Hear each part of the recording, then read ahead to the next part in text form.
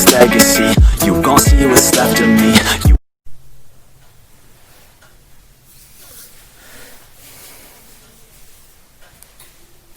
Hello बच्चों, आप लोगों को फिर से स्वागत है आप लोगों का ब्यूटीफुल सा channel Lucifer universe of physics. मैं कौशिक शाह। आज हम लोग डिस्कस करेंगे कुछ इंपॉर्टेंट क्वेश्चन के बारे में, जो है हम लोगों का क्लास 11 का ग्रेविटेशन चैप्टर के ऊपर। तो आज का वीडियोस होगा बेसिकली थ्योरी के ऊपर, जो हम लोगों का बोर्ड या स्कूल एग्जाम में मतलब थ्योरी टाइप का क्वेश्चन जो आता है, जो मेरे ख्याल से जो इम्पोर्टेंट है वो मैं तुम लोगों के साथ शेयर करना चाहता हूँ। तो आज का वीडियो बहुत ही इम्पोर्टेंट है, तो उसे अंत तक जरूर देखना। तो ज़्यादा बात नहीं करते, शुरू करते हैं आज हम लोगों का लेक्चर, जो important questions on the basic of gravitation. तो ग्रेविटेशन क्या है, ग्रेविटेशन चैप्टर में क्या क्या था, वो सब तो मैंने पहले वीडियो में बोल दिया था। जो मेरा चैनल में प्लेलिस्ट में ग्रेविटेशन बोल के एक फोल्डर है, उसमें से तुम लोग देख सकते हो कि ग्रेविटेशन चैप्टर क्या है, ग्रेविटी क्या है, वो सब वगैरह तो मैंने पहले ही डिस्कस कर दिया था। तो अभी जो मतलब सामने एग्जाम आ रहा है, तो उसके लिए मैं कुछ इंपॉर्टेंट क्वेश्चन शेयर करना चाहता हूँ। तो देखते हैं आज का फर्स्ट क्वेश्चन होगा हम लोगों का कि मार्क वाइज देते हैं। तो मार्क 1 में जो मेरे ख्याल से इंपॉर्टेंट है ये होगा, what is the value of gravitational constant capital G. ठीक है, what is the value of gravitational constant capital G. ये तो हम सबको पता है क्या है, 6.67 इंटू 10⁻⁻11 न्यूटन मीटर स्क्वायर पर केजी स्क्वायर। ठीक है, तो सेकंड क्वेश्चन होगा हम लोगों का, what is the value of escape velocity. What is the value of escape velocity on the surface of earth। Surface of earth में escape velocity कितना है, 11.2 किमी पर सेकेंड। मतलब 11.2 किमी पर सेकेंड वेलोसिटी अगर हम लोग किसी को देते हैं, तो वो अर्थ का जो ग्रेविटी है उसको ओवरकम करके अर्थ से बाहर चला जाता है। ठीक है, third question, what is the height of Jio stationery satellite from the surface of earth। surface of earth, Jio stationery satellite का हाइट कितना होता है अर्थ का सरफेस से। तो इसका वैल्यू क्या होगा, 3580 किलोमीटर, और इसका हम लोग 3600 किलोमीटर भी लिख सकते हैं। ठीक है, fourth question, write down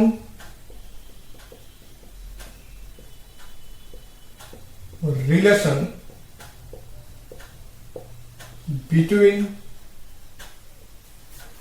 escape velocity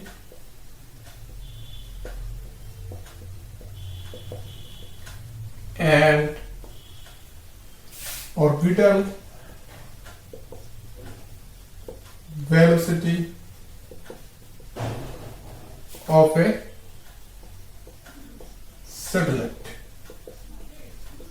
ठीक है, ऑर्बिटल वेलोसिटी और एस्केप वेलोसिटी के बीच में जो रिलेशन बनता है वो होता है VE equals to √2 V0, where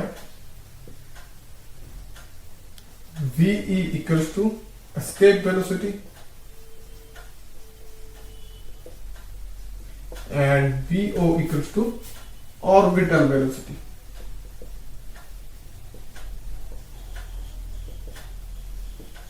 ठीक है, ये बन गया हमारा 4 क्वेश्चन।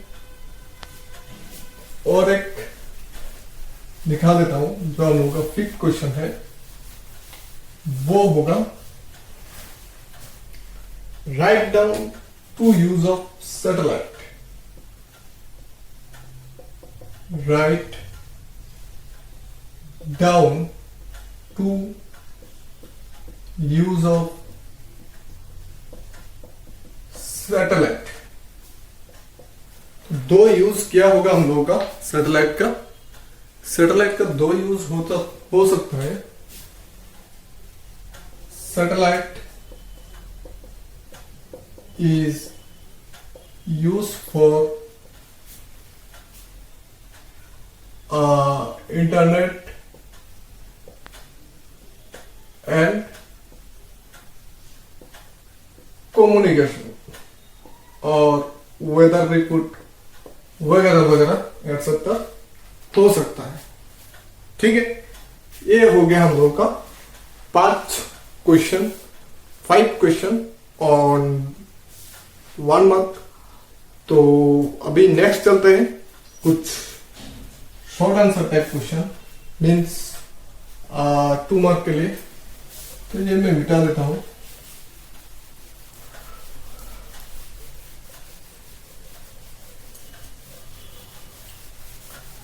देखते हैं 2 मार्क के लिए क्या क्या क्वेश्चन बनता है।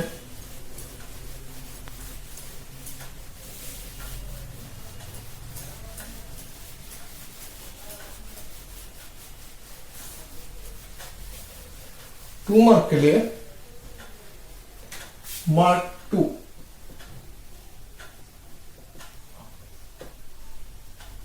Right and explain Newton's law of gravitation. Write and explain Newton's law of gravitation। ठीक है, Newton's laws of gravitation क्या है उसको एक्सप्लेन करना है। तो मैं समझा देता हूं, थ्योरी तुम अपने से लिख लेना। न्यूटन ने क्या बोला था?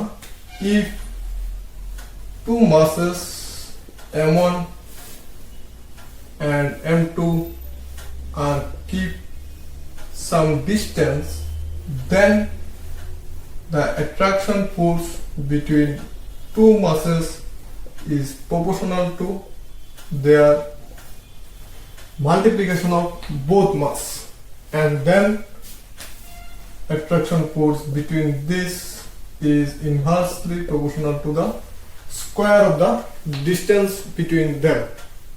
Okay, if we combine the both equation 1 and 2, then we get F proportional to m1 m2 by r square।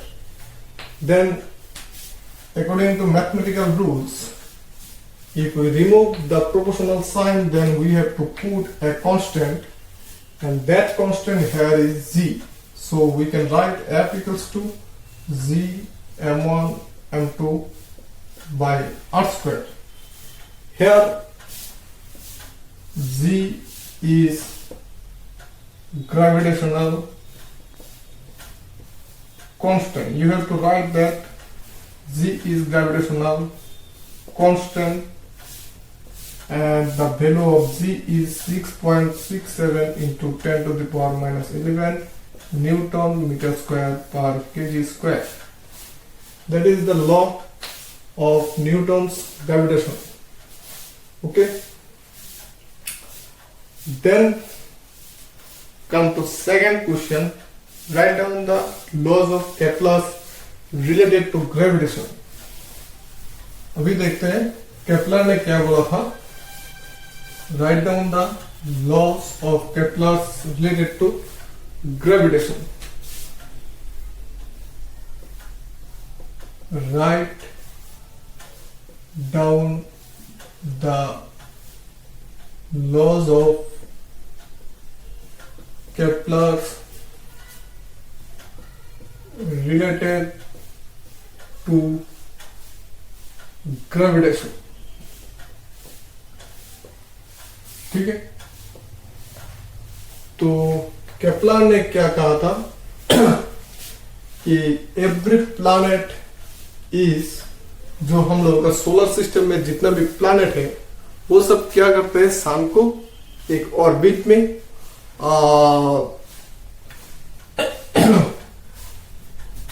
मैं फिगर ड्रॉ करके बोल देता हूं. मान लो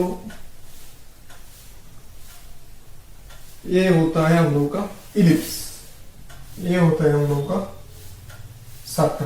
पहले इन दोनों फिगर को समझना पड़ेगा. तो सर्कल का सेंटर एक होता है और इलिप्स का दो होता है, जिसको बोलते हैं फोकस. ठीक है, इन दोनों को बोलते हैं फोकस. सर्कल को अगर हम लोग इस तरह से डिवाइड करते हैं तो दोनों का जो लेंथ है वो सेम होता है, मतलब इसका लेंथ और इसका लेंथ. लेकिन इलिप्स का ये बड़ा होता है, ये छोटा होता है. तो इसको बोलते हैं मेजर एक्सिस, इसको बोलते हैं माइनर एक्सिस. अभी बात करते हैं केपलर्स लॉ के बारे में. केपलर का फर्स्ट लॉ है कि हर प्लैनेट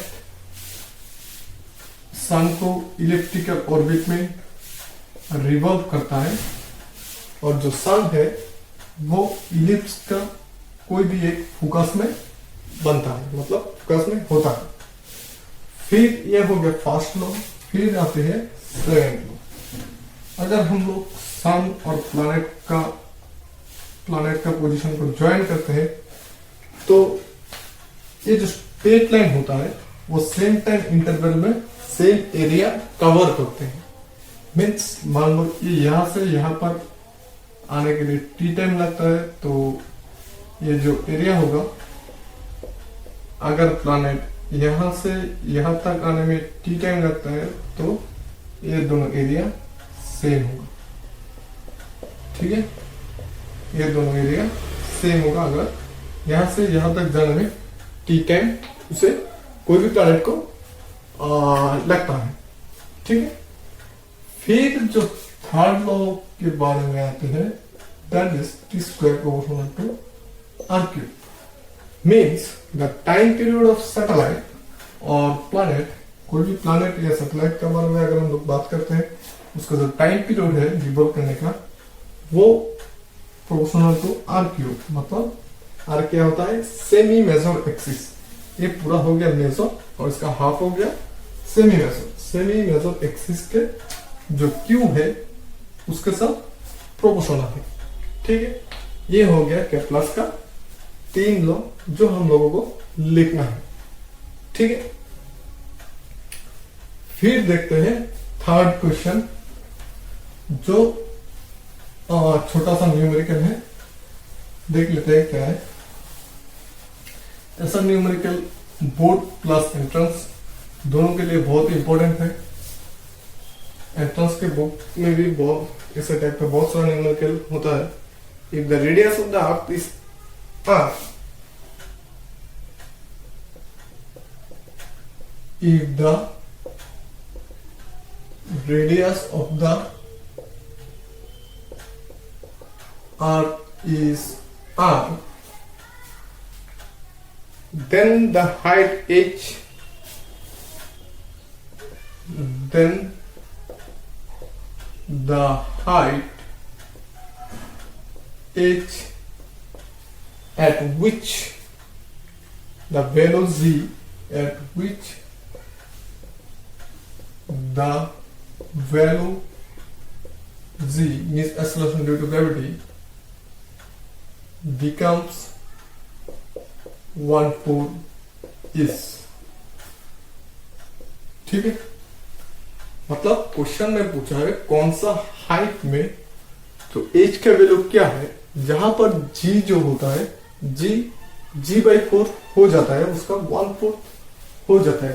जैसे कि हम लोगों को पता है कि हाइट इंक्रीज होने से एक्सेलरेशन ड्यू टू ग्रेविटी धीरे धीरे डिक्रीज होता है, तो कौन सी हाइट पे एक्सेलरेशन ड्यू टू ग्रेविटी 1/4 हो जाएगा। तो यहां पर कुछ लिखना पड़ेगा, let at height h acceleration due to gravity becomes 1/4 at the surface of Earth, that is z dash equal to z/4. Then we know z equals to gm/r square. Then z dash equal to gm/r plus h whole square। मान लेते ये अर्थ हो गया जिसका radius है r, यहाँ पर acceleration due to gravity g है, यहाँ से h हाइट पे g डैश है, तो हम लोगों को g डैश इक्वल टू क्या होगा, अगर g अगर होता है gm by this distance square, then g dash will be equal to gm by this distance means r plus h whole square। Then g dash by g equals to gm by r plus h whole square, gm by r square। Then g dash equal to g into r by r plus h whole square। अभी g dash क्या है, g/4 equals to g into r by r plus h whole square। g cancel, r by r plus h whole square equals to 1/4 means 1/2 whole square। Then r by r plus h equals to half, then r plus h equals to 2r, h equals to 2r minus r means जो height है उसका value कितना होगा, r होगा। मतलब अर्थ का जो radius है सरफेस ऑफ अर्थ से उसका रेडियस के समान हाइट पे एक्सेलरेशन ड्यू टू ग्रेविटी जो है वो 1/4 हो जाएगा सरफेस ऑफ अर्थ में उसका जितना वैल्यू है। ठीक है, ये हो गया हम लोगों का आंसर।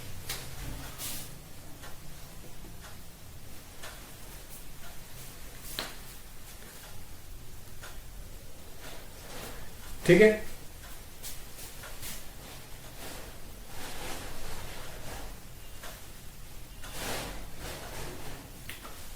देन बात करते हैं फोर्थ क्वेश्चन के बारे में।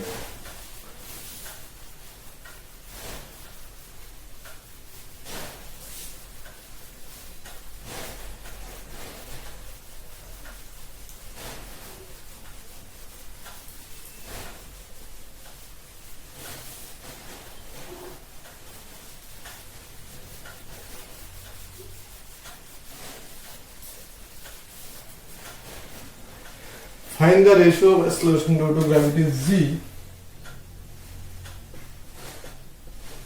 Find the ratio of acceleration due to gravity z at depth d, at depth d, and at height h, where d equals to 2h. ठीक है, तो इसका आंसर होगा we know at a height h the acceleration due to gravity z is z1 equals to g into 1 minus 2h by r. ये हमको पता है कि acceleration due to gravity g का वैल्यू h हाइट पे क्या होता है. Then again at a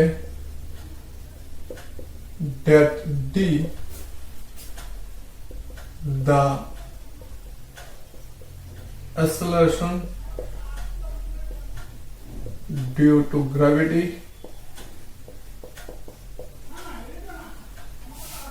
z is z2 equals to g into 1 minus d by r. ATQ according to question d equals to 2h, so z2 equals to g into 1 minus 2h by r. So z1 by z2 equals to 1:1. ये हो जाएगा हम लोग का fourth का answer. ठीक है, बिल्कुल सिंपल है, कोई दिक्कत नहीं है. फिर देखते हैं 5 नंबर क्वेश्चन.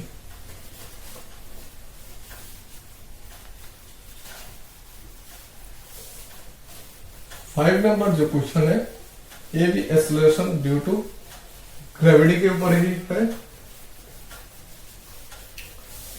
देखते हैं क्या है. Write down the relation between 5 number. Write down the relation between acceleration due to gravity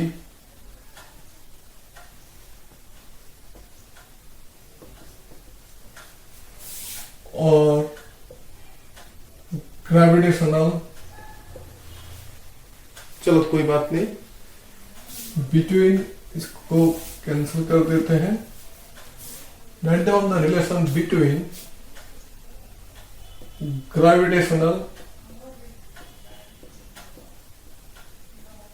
constant capital G and density of Earth. ठीक है, ग्रेविटेशनल कांस्टेंट G और अर्थ का डेंसिटी के बीच में रिलेशन हम लोगों को लिखना है. तो फिलहाल बात करते हैं. We know acceleration due to gravity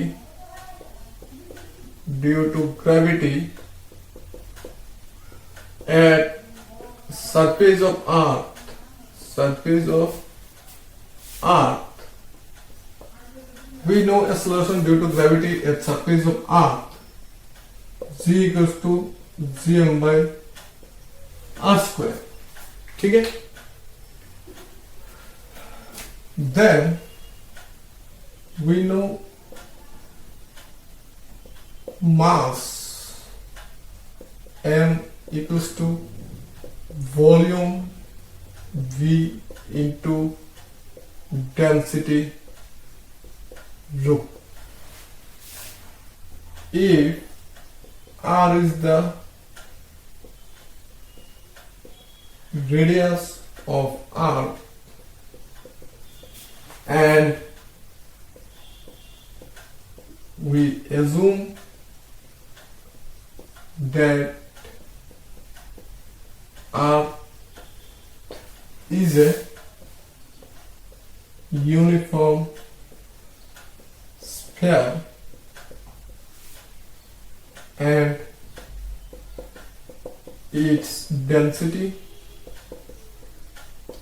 is rho, then small z equals to z by r square. मास की जगह पर लिख सकते हैं हम लोग v इंटू रो, और v क्या है, वॉल्यूम. वॉल्यूम की जगह पर हम लोग स्फीयर का वॉल्यूम लिखेंगे 4/3 पाई आर क्यूब रो.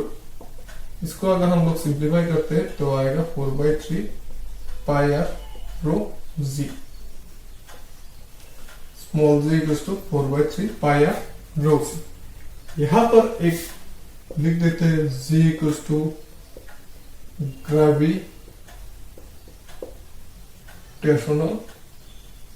कांस्टेंट. बस हो गया. तो ये बन जाएगा हम लोगों का एक्सेलरेशन ड्यू टू ग्रेविटी, और नहीं तो ग्रेविटेशनल कांस्टेंट जी और डेंसिटी रो का बीच का रिलेशन.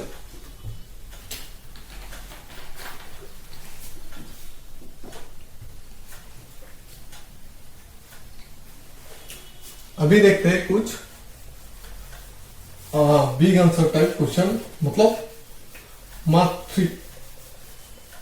कुछ डेरिवेशन देखते हैं. अभी तक तो सिंप्लीफिकेशन ही देखा, सिर्फ शॉर्ट क्वेश्चन. अभी आते हैं भाई कुछ बिग क्वेश्चन, बड़ा बड़ा क्वेश्चन. चलो mark 3. First question, derive expression of acceleration due to gravity. Derive an expression for the acceleration due to gravity. Derive an expression for the acceleration due to gravity at a depth d, at a depth d from the surface of earth, where r is the radius of अर्थ. ठीक है, तो ये हम कैसे derive करेंगे. तो फिलहाल इसको मान लेते हैं हम लोग अर्थ. तो ये हो गया अर्थ का रेडियस. तो सरफेस ऑफ अर्थ में हम लोग एक्सेलरेशन ड्यू टू मान लेते हैं ग्रेविटी जी एंड उसका रेडियस आर, और अर्थ का टोटल मास कैपिटल है. तो सरफेस ऑफ अर्थ में जी का वैल्यू क्या होगा, gm बाई आर स्क्वायर.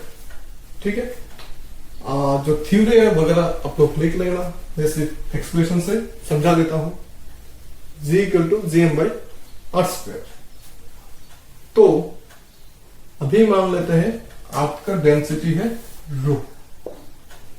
तो जैसे कि मैंने पिछली बार लिखा था G by R square, M की जगह पे volume into density, then volume means 4/3 pi R cube into रो.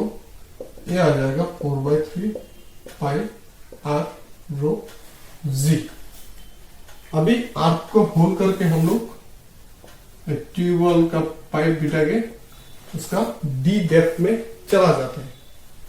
तो यहां पर एक्सेलरेशन ड्यू टू ग्रेविटी कितना क्या होगा, यहां पर एक्सेलरेशन ड्यू टू ग्रेविटी बन जाएगा सिर्फ ये स्फीयर के लिए.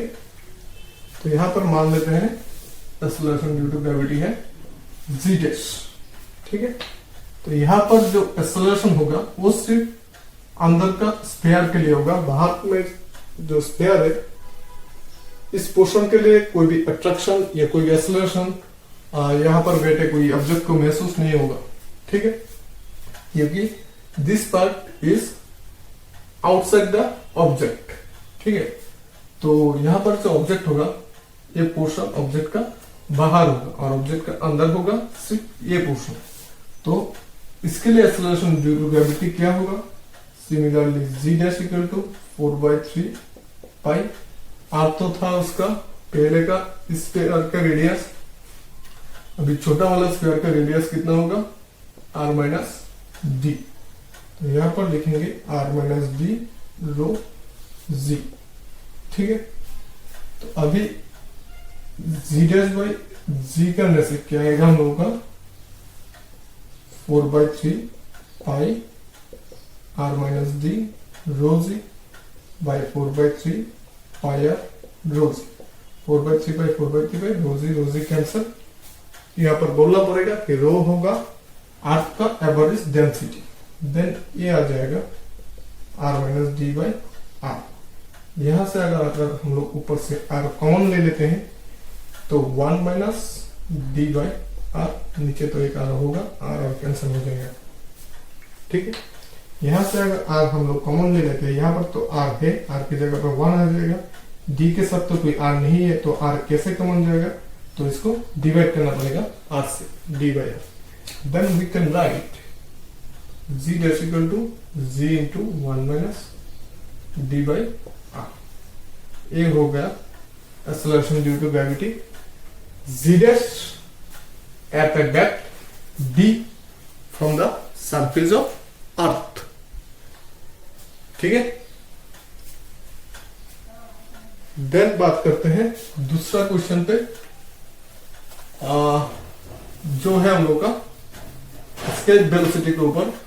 मैंने शॉर्ट क्वेश्चन पे दिखाया था scale velocity, relation between scale velocity and orbital velocity. तो स्केल वेलोसिटी क्या है और उसका एक्सप्रेशन क्या है वो भी देख लेते हैं।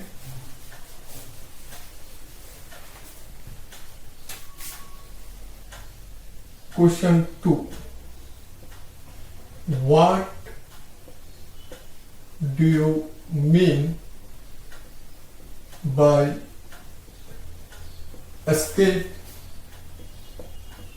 velocity of an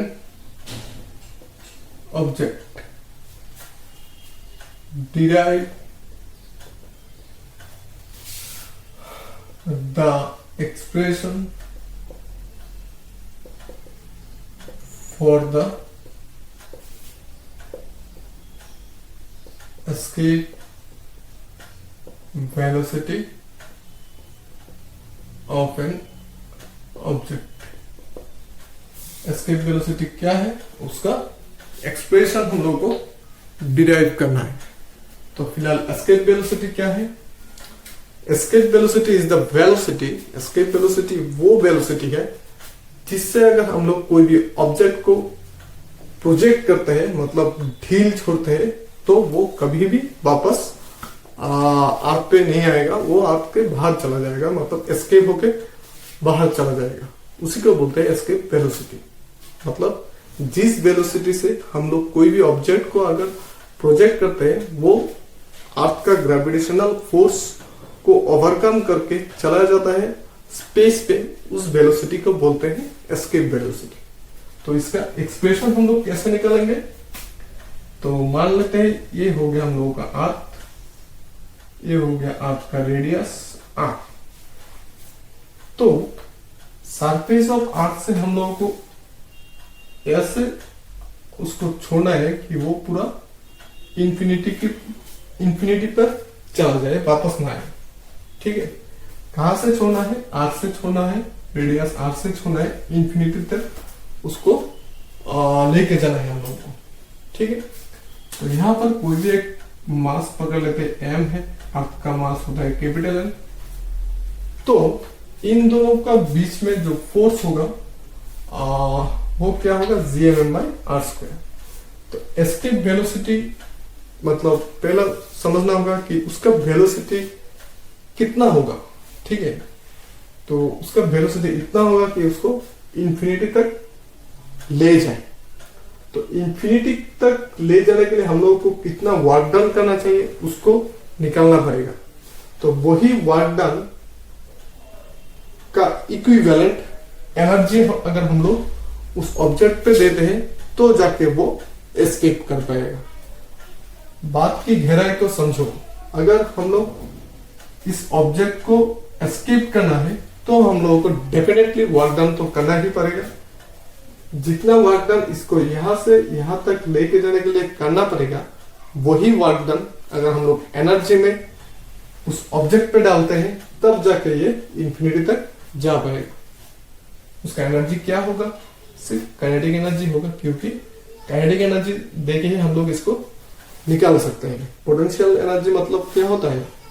कोई ऑब्जेक्ट का रेस्ट का जब रेस्ट पे होता है तब जाके उसमें जो एनर्जी स्टोर होता है वही होता है पोटेंशियल एनर्जी। लेकिन पोटेंशियल एनर्जी हम लोग को नहीं चाहिए, हम लोग को चाहिए उसका वेलोसिटी। और वेलोसिटी के बाद कब आती है? जब हम लोग काइनेटिक एनर्जी के बारे में बात करते हैं। तो फिलहाल देखते हैं इसको यहां से यहां तक लेके जाने के लिए कितना वर्क डन करना पड़ता है हम लोग को। तो यहां से अगर हम लोग इसको यहां तक पी पॉइंट पे ले जाते हैं, जो पी और सेंटर ऑफ अर्थ का डिस्टेंस मान लेते हैं कि एक्स है, तो पी पे बैठा हुआ एम मास का जो ऑब्जेक्ट है उस पर कितना फोर्स काम करेगा?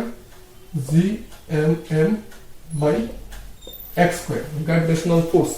From the laws of Newton we can write F equal to gmm by x square.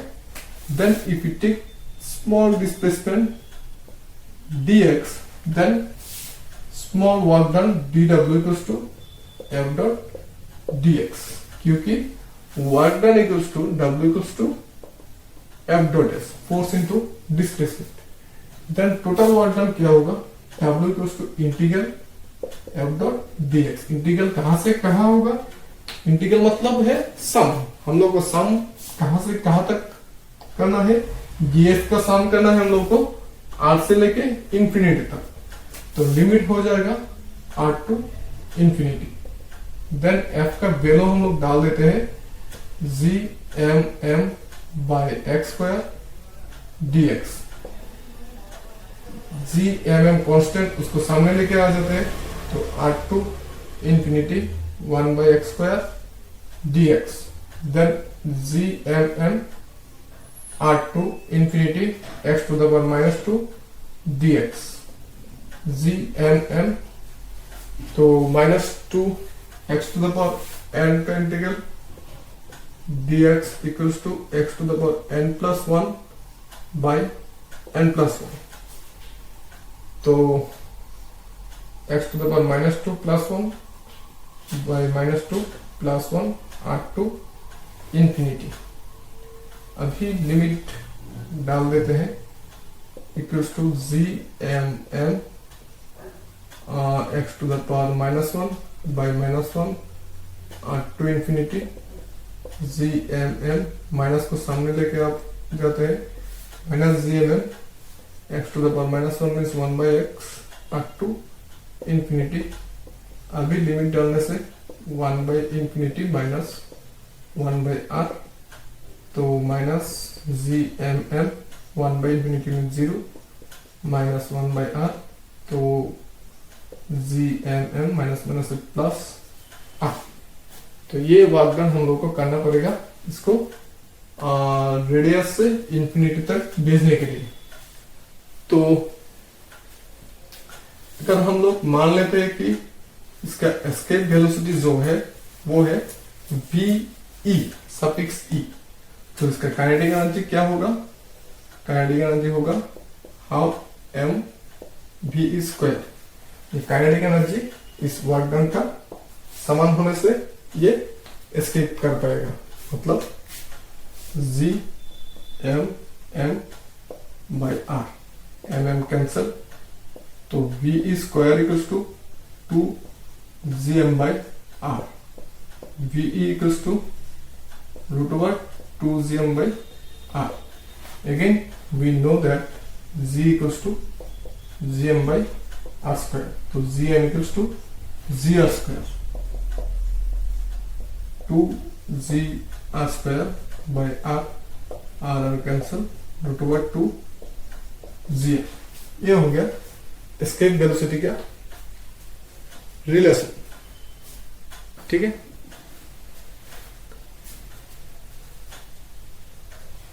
Then चलते हैं थर्ड क्वेश्चन पे।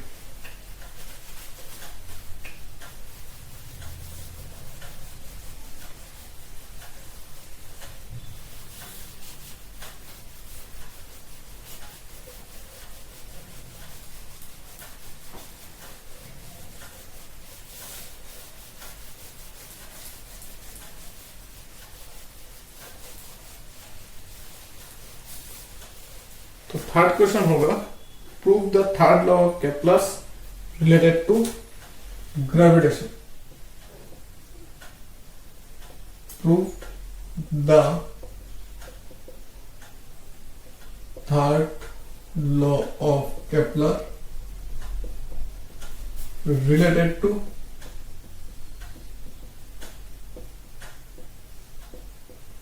ग्रेविटेशन। ब्रैकेट पे लिखा देता हूं T square proportional to R cube. ये था इसका थर्ड लॉ, इसको हम लोग को डिराइव करना है। तो मान लेते हैं कोई भी सैटेलाइट आर्क को ऐसे मूव कर रहा है। आर्क का रेडियस मान लेते हैं कि आर है। सरफेस ऑफ अर्थ से एज हाइट पे कोई भी सैटेलाइट अर्थ को ऑर्बिट कर रहा है, मतलब घूम रहा है अर्थ के आसपास। अर्थ का मास मान लेते हैं कैपिटल एम, सैटेलाइट का स्मॉल है। तो हम लोगों को तो पता है कोई भी ऑब्जेक्ट को अगर सर्कुलर ऑर्बिट में या सर्कुलर पाथ में घुमाना है तो एक फोर्स चाहिए, उसको बोलते हैं सेंट्रीपेटल फोर्स। और सेंट्रीपेटल फोर्स का एक्सप्रेशन क्या है? अगर सैटेलाइट का वेलोसिटी v होता है, लिनियर वेलोसिटी, तो सेंट्रीपेटल फोर्स का होगा हाफ एम v स्क्वायर। ये सेंट्रीपेटल फोर्स कौन देगा इसको? इन दोनों ऑब्जेक्ट का बीच का gravitational force, which is equal to F equals to G M M by R square. मतलब ये दोनों फोर्स इक्वल होने से ये सर्कुलर पाथ में घूमने लगेगा। तो half M V square equals to G M M by R square. M M cancel, V square equals to 2gm by R square. ठीक है, V square equals to 2gm by R square. तो अभी देखते हैं कि जो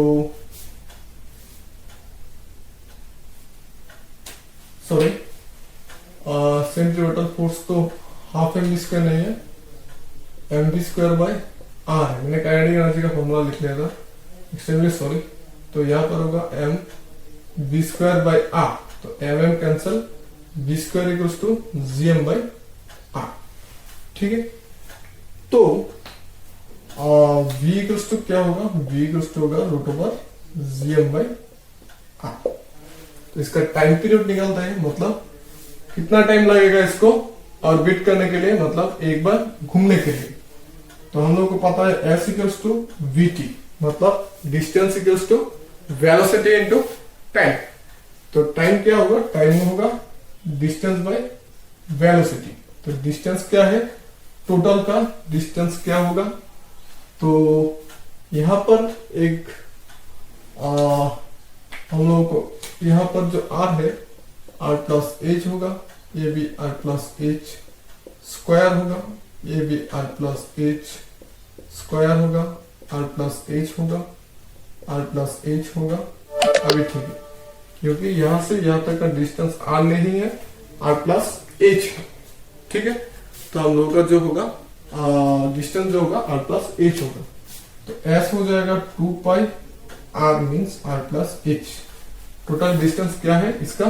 perimeter, मतलब 2 pi r plus H. और v क्या है? Root over G M by R plus H. अब स्क्वायर कर देते हैं। R square equals to 4 pi square R plus H whole square by gm by r plus h, which is equals to 4 pi square r plus h whole cube by gm।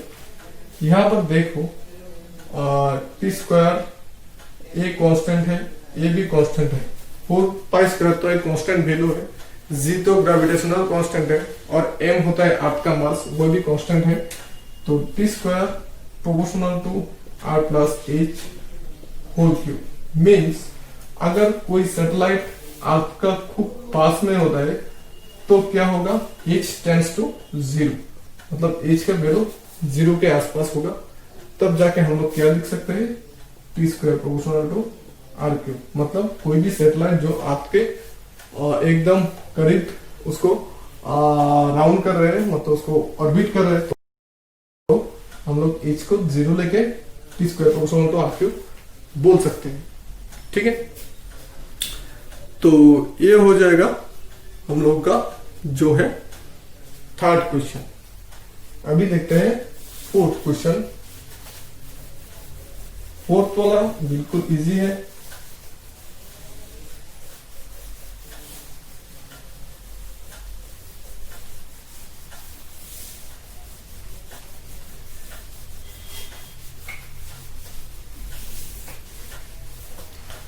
Fourth, derive an expression for the total energy of satellite. Derive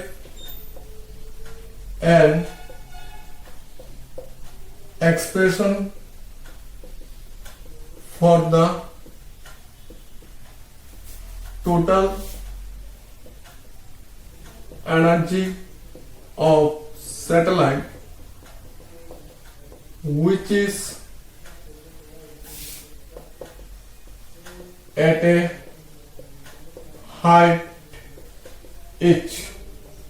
ठीक है, total energy हम लोगों को निकालना है। तो पहला बात तो है total energy E equals to kinetic energy plus potential energy. और काइनेटिक एनर्जी क्या है, काइनेटिक एनर्जी है हम लोगों का हाफ एम वी स्क्वायर, और हम लोगों ने v क्या निकाला था, gm by R. Kinetic energy आ जाएगा gmm by 2r।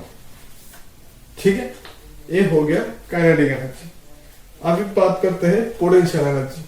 Potential energy है हम लोग का जो डेफिनेशन है, कोई ऑब्जेक्ट को इंफिनिटी से आपके सरफेस में लाने के लिए जो वर्क डन हम लोगों को करना पड़ता है उसको बोलते हैं कोई ऑब्जेक्ट का पोटेंशियल एनर्जी। ठीक है, कोई भी ऑब्जेक्ट को हम लोग इंफिनिटी से सरफेस ऑफ अर्थ में लाने के लिए जितना वर्क डन हम लोग को करना पड़ता है वही होता है उस ऑब्जेक्ट का पोटेंशियल एनर्जी। तो यहाँ पर अगर हम लोग उसका रेडियस मान लेते हैं अर्थ का m, ऑब्जेक्ट का स्मॉल m, तो देखो यहाँ पर भी हम लोगों ने जो एस्केप वेलोसिटी का डेरिवेशन किया था, तो वो क्या था, कोई ऑब्जेक्ट को यहां से वहां तक भेजने के लिए कितना एनर्जी चाहिए, हम लोगों ने डिराइव किया था W equals to gmm by r। इतना एनर्जी चाहिए इसको यहां से यहां तक लेके जाने के लिए।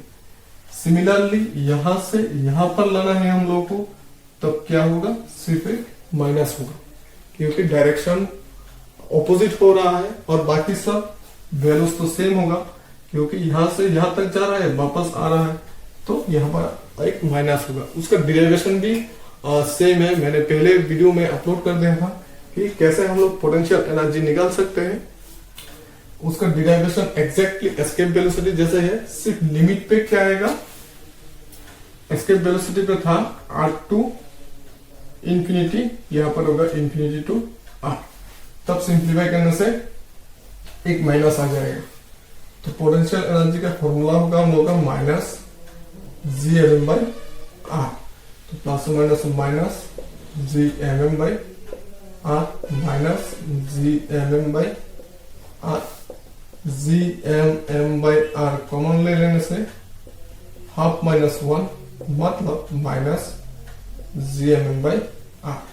ये हो गया हम लोगों का टोटल एनर्जी। मैंने तो ये बिल्कुल सिंप्लीफाई करके दिखा दिया है, तो लेकिन तुम लोगों को पोटेंशियल एनर्जी भी डिराइव करना पड़ेगा, काइनेटिक एनर्जी भी डिराइव करना पड़ेगा, उसके बाद टोटल एनर्जी शो करना पड़ेगा।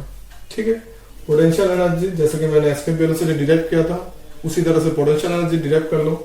फिर जैसे कि ऑर्बिटल वेलोसिटी मैंने डिराइव किया था, उसके जैसा काइनेटिक एनर्जी डिराइव कर लो, उसके बाद दोनों को ऐड कर दो, तब जाके आ जाएगा total energy.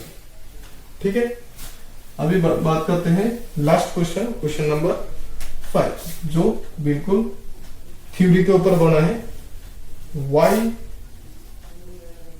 why Earth's atmosphere do not have light gases like hydrogen, helium etcetera. ठीक है, आपका जो एटमॉस्फेयर है उस पे हाइड्रोजन, हीलियम जो गैस है, लाइट गैसेस, वो क्यों नहीं है?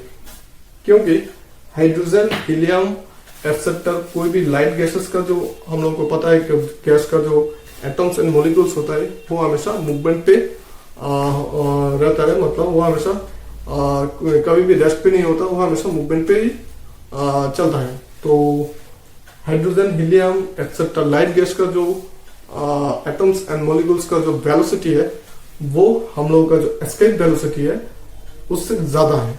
मतलब गैस मॉलिक्यूल का जो आरएमएस वेलोसिटी है, मतलब रूट मीन स्क्वायर वेलोसिटी, मतलब एवरेज वेलोसिटी, वो हम लोगों का अर्थ का सरफेस का जो एस्केप वेलोसिटी है उससे ज्यादा है।